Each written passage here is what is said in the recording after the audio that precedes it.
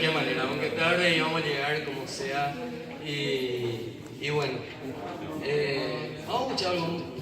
Ya estamos medio románticos hoy, ¿verdad? Así que bueno, vamos a meterle algo que tiene que ver con el desamor también. Les pido disculpas, por favor, la gente enamorada, por favor no me odien, pero bueno, estas son las verdades que se llevan del corazón alguna noche de bohemia. Esto se llama Oda de un ayer.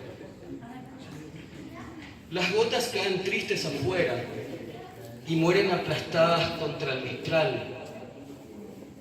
Unas pequeñas y otras más grandes se deslizan transparentes como esta lágrima que tiene tu nombre. Un coche inerte, un cuaderno sin hojas. Adentro del hombre, su mente y su arte, la destrucción, su creación. El cielo azul oscuro fue escondiendo la luz del sol. Acechaba la tormenta y te llevó. Yo era la ira, el descontrol.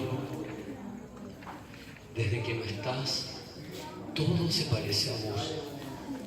Tu manta, tu olvido, tu falso regreso, tu foto, esta lluvia maldita.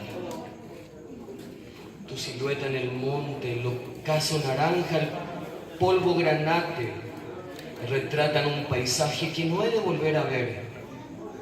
Cuando todo se diluye de repente en el vidrio empañado y tu figura cada vez más lejana se va volviendo un espejismo, un recuerdo.